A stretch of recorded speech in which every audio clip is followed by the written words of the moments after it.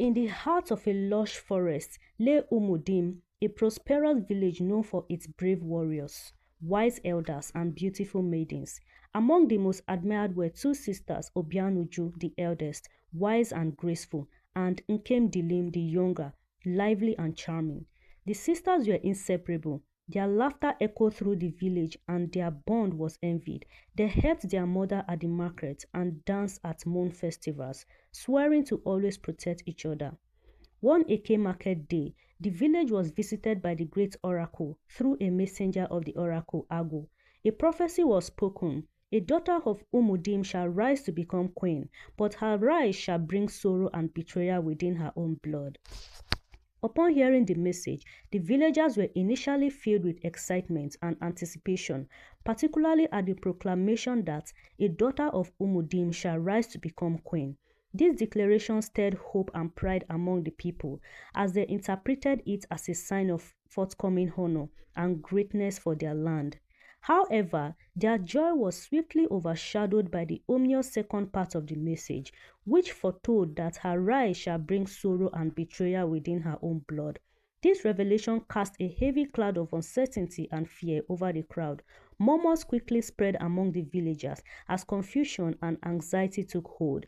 They began to question the meaning of the prophecy, wondering who the daughter might be, what sorrow would befall them, and how such betrayal could come from within a family so closely knit. The once celebratory atmosphere turned tense as the community struggled to reconcile the hope of royalty with the warning of impending heartbreak. One day, while fetching firewood, the sisters Nkemdili and Obianuju encountered a wounded stranger, Prince Dike, from the distant kingdom of Aro. Nkemdili offered to tend to his wounds while Obianuju remained cautious. With the help of some men, they took the prince to the village for proper treatment. As Dike healed in Umudim, he was drawn to Obianuju's quiet strength but was enchanted by Nkemdili's fire. A love triangle quietly brewed between the trio. During the prince's period of recovery, Nkemdili and Obianuju took turns attending to his needs, particularly by bringing him meals. However, it soon became evident that the prince favored Nkemdili's food. He would consistently eat what she prepared and often leave Obianuju's untouched. This preferential treatment stirred deep feelings of resentment and jealousy in Obianuju, who had secretly harbored affection for the prince and hoped to gain his attention.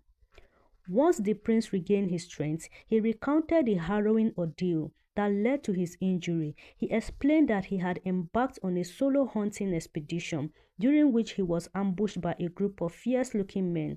The assailants, numbering more than he could contend with, overpowered him despite his attempt to resist. They forcibly took his spear, his sword, and several of his valuables, bracelets, before leaving him wounded and alone in the forest. News of the prince's whereabouts was eventually sent from Umudim to the kingdom of Aro, informing the royal household that their son was being nursed back to health in the neighboring village. During this period, a quiet but passionate relationship began to blossom between Nkemdili and the prince. They began seeing each other in secret, and as the days passed, their affection for one another deepened. Obianuju, on the other hand, grew increasingly distraught. Though she concealed it with a forced smile, her unreciprocated feelings for the prince and his obvious love for Nkemdili caused her great emotional turmoil. The long-awaited New Moon Festival arrived, drawing a crowd from near and far. The king of Aru, accompanied by his royal entourage, graced the occasion with his presence. The visiting royals brought lavish gifts in gratitude to the people of Umudim for their kindness in caring for the prince. It was also announced that the prince would return to Aro with them after the festival. To the astonishment of all present, Prince Dike publicly declares his love by presenting a traditional marriage anklet to Nkemdili, thereby making his intentions to marry her known. The crowd erupted in joyous celebration, cheering for the union. Obianuju, whose heart was shattered by the prince's choice, managed to maintain a composed appearance, though beneath her calm facade lay the sting of unspoken heartbreak. Bitterness took root in Obianuju. She began visiting the forest shrine of the forbidden river goddess, Uhamiri, seeking power to reverse her fate. The priestess warned her, The river gives but always takes. Uhamiri offered Obianuju a charm to make Dike love her and forget Nkemdili, but it came with a price. Your sister must fall by your hand, not in death but in disgrace. One serene morning, the village of Umudim was stirred by sudden misfortune. Nkemdili, known for her vibrant spirit and gentle heart, collapsed shortly after drinking from the morning water pot she routinely shared with her sister Obianuju. Without warning, she fell flat to the ground, her body unresponsive, her eyes closed in a deep and troubling stillness. Days passed, yet Nkemdili remained motionless, unable to speak, rise, or even open her eyes. At the time, Prince Dike had returned to Aro to make preparation for their forthcoming marriage, with the promise to return soon with his people to finalize the union. Meanwhile, Nkemdili's mother remained by her daughter's side, tending to her frail body with tears and desperation. Each night, she raised her voice to the heavens, pleading with the gods to reveal the cause of her daughter's affliction and to show mercy. One afternoon, the village seer arrived unannounced, drawn by whispers of the strange illness. As he stood silently by Nkemdili's mat, he leaned close, observing the stillness of her body and the faint flutter of her breath. With a hushed voice that carried the weight of unseen truth, he murmured, "There is a jealous heart near her, one who walks closely with her." Disturbed by the revelation, the village elders convened in haste. The chief priest, bearing the mantle of ancestral wisdom, called for a sacred divination before the council of elders. A white cloth was laid before him, and the sacred cowries were cast upon it, accompanied by chants that beckoned the gods to unveil the truth. The cowries rolled and danced, clicking against one another until they came to a stop, pointing unmistakably at Obianuju. A gasp ripped through the people. Obianuju's hands trembled, and before she could speak, a charm necklace hidden beneath her wrapper slipped to the ground. It struck the earth with a faint glow, its light flickering like the last embers of a dying fire. Betrayal, they said, cut deeper than a warrior's spear, and in that moment the weight of Obianuju's treachery struck every heart present. The elders were stunned, not only by the wickedness of the act, but by the closeness of the betrayer. After a solemn deliberation, their judgment was delivered. The punishment for such evil is banishment. Obianuju shall be cast out across the 7 hills. Her feet shall not touch the sacred oil of Umudim until the spirits themselves speak of her redemption. Obianuju was banished from the village at dawn. Her mother wept uncontrollably, her wails piercing the morning air as the women of the village gathered to comfort her. Obianuju walked away in shame, her head bowed, the necklace that betrayed her now buried under the dust of the same land she could no longer call home. Months passed, and as the season changed, so did Nkemdili's condition. Her strength gradually returned, and one morning she opened her eyes to find Prince Dike kneeling beside her, eyes filled with relief and joy. Her healing was slow but steady, nurtured by love, prayer, and the unwavering care of her mother. Yet, as her health returned, so did the memories of her sister. One evening, with tears tracing the curve of her cheeks, Nkemdili asked her mother, "Where is Obianuju?" Upon learning of her sister's betrayal and banishment, Nkemdili was overcome with sorrow. With a trembling voice and a heart full of grace, she said, "I forgive her. Whatever darkness touched her heart, it no longer holds mine. I want my sister back." Her plea echoed through the household, a call not just to her mother but to the gods and the elders that forgiveness might once again open the gates for Obianuju's return. Obianuju wandered deep into the forest, far beyond the borders of Umudim, her soul burdened with sorrow and remorse. The path she trod was one of loneliness and silence, broken only by the rustle of leaves and the distant cries of wild creatures. Regret clung to her like a shadow. She had betrayed her sister, her blood, and now bore the weight of that sin alone. Days turned into weeks, with no shelter or sustenance. Obianuju endured harsh nights under the open sky. Hunger gnawed at her daily. Often, she foraged through the thick foliage, surviving on wild fruits she could find, and quenched her thirst from the cold flowing waters of the forest stream. Her once vibrant appearance had faded, her clothes were worn, and her body weakened, but her spirit, though bruised, remained alive with hope for redemption.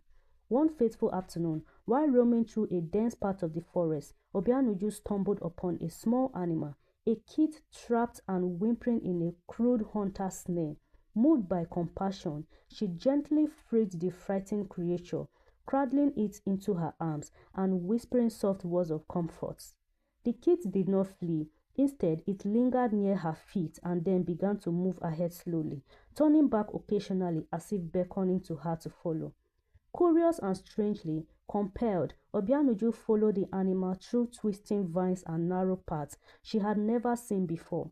After what felt like hours, they arrived at a secluded grove, a place untouched by time, where the air was fragrant with unseen blossoms and the light shimmered through the trees like gold. There, in the heart of the grove, surrounded by ethereal calm, a radiant figure emerged from the mist. She was clothed in flowing robes of silver and green, her eyes deep and ancient with both sorrow and grace. The trees bent slightly in reverence, and the winds fell still. It was Umari, the revered goddess of forgiveness and mercy. With a voice as soft as the morning breeze and as powerful as thunder, Umari spoke. You who carry the burden of guilt have walked to the path of exile, but mercy finds even those that cast further. You have shown kindness when none was shown to you. You have freed the innocent despite your pain. You have learned. Obianuju, trembling, fell to her knees. I have sinned against my sister, my people, and myself. If there is redemption for one such as I, may it be granted. The goddess extended her hand, and a warm light encircled Obianuju. In that moment, her heart, long weighed down by the shame, felt lighter. The winds stirred gently again, carrying with them the first whisper of forgiveness. And so, forests bore witness to the beginning of a transformation, not just of a soul seeking pardon, but one of choosing to understand the true meaning of grace. Umari, softened by Nkemdilim's sacrifice, cleansed her of the charm's curse. She nurtured her for months and then sent her away. Go, the goddess said.